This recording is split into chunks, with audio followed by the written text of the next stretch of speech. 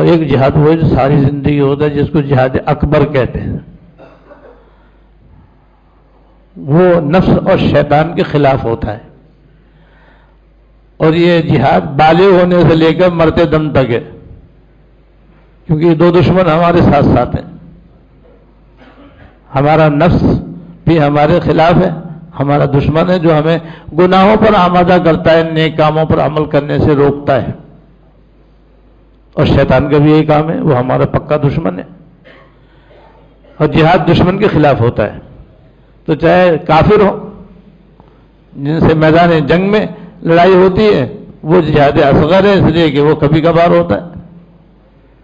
شروع اسلام میں تو بہت ہوتا تھا، اب تو نہ ہونے کے برابر ہے۔ افغانستان میں کچھ ہو تو ہو، اور جہاد اصغر یہ تو ہر دم، ہر وقت، ہر روز، ہر دن ہے، اور ہم اس سے غافل ہیں۔ اور یہ جہاد اکبر ہے، کافروں سے میدان جنگ میں لڑنے، یہ جہاد اصغر ہے، اور یہ نفس شیطان کے خلاف یہ جہاد اکبر ہے، اور اکبر اس لیے کہ یہ ہر وقت ہے، ہر دم ہے، ہر روز ہے، اور ہر آدمی اس سے جہاد کر سکتا ہے۔ ہم لوگ جہاد نہیں کر رہے، اس لیے ہم نیک بخت نہیں ہیں، باعمل نہیں ہیں، متقی پرہیزگار نہیں ہیں، نیک نہیں ہیں۔ اگر ہم اس جہاد کو شروع کر دیں تو ہم بھی بلا شبہ سیدھے جنت میں جانے کے مستحق بن سکتے ہیں۔ یہ بھی یاد رکھنے کی بات ہے کہ ہر صاحب ایمان ضرور جنت میں جائے گا، لیکن جو نیک بخت ہوگا، متقی ہوگا، پرہیزگار ہوگا، نیک ہوگا، اللہ کا ولی ہوگا، وہ سیدھا جنت میں جائے گا، دوزخ میں نہیں جائے گا، وہ سیدھا جنت میں جائے گا۔ اور جو گنہگار ہوگا، خطا کار ہوگا، سیاکار ہوگا، بدواش، لچا شودا اور جواری، شبابی، کبابی ہوگا، اور اس نے توبہ بھی نہیں کی ہوگی، اللہ کے فضل سے اس کی بخشش بھی نہیں ہوئی ہوگی، تو وہی مرنے کے بعد پہلے اس کو دوزخ میں جانا پڑے گا، اور وہاں وہ اپنے گناہوں کی سزا پائے گا۔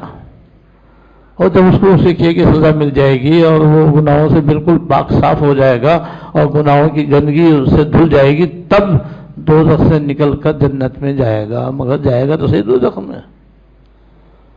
جہاد کا تقاضا یہ ہے کہ اگر ہم اپنے نفس کے خلاف جہاد کریں، اور نفس کے خلاف جہاد کا مطلب ہے اپنے آپ کو گناہوں سے روکیں۔ نفس تو کہے گا یہ کر لے، وہ کر لے، ٹی وی دیکھ لے، اور موبائل کے اوپر ننگی فلمیں دیکھ لے، ننگے پوز دیکھ لے، ننگی تصویریں دیکھ لے، گانے سن لے، ڈانس دیکھ لے۔ نفس تو یہ کہتا ہے، شیطان بھی یہی کہتا ہے، لیکن اللہ کے خوف سے وہ ان چیزوں سے اپنے آپ کو روکتا ہے۔ تو یہ جہاد ہے، اور یہ آپ کی فتح ہے۔ اور جو شیطان کہنے میں آ گیا، نفس کہنے میں آ گیا، چوری کر لی، ڈاکہ ڈال لیا، کم تول لیا، کم ناپ لیا، جھوٹ بول دیا، غیبت کر لی، سمجھو شکست کھا گیا، تو اب توبہ کرے، آئندہ بچے،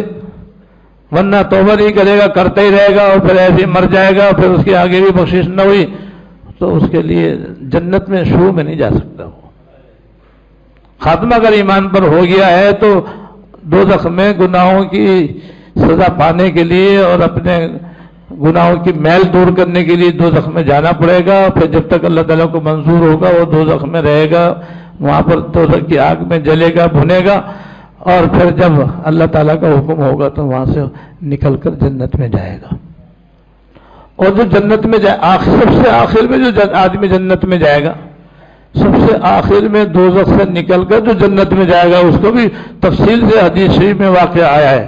اس کا آخری حصہ میں آپ کو بتاتا ہوں، جس سے اندازہ ہو کہ جنت دنیا کے مقابلے میں کتنی بڑی دولت ہے اور کتنی بڑی نعمت ہے، جس کے لیے ہمیں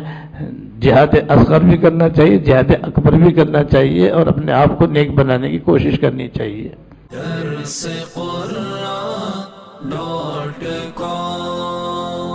www.darsequran.com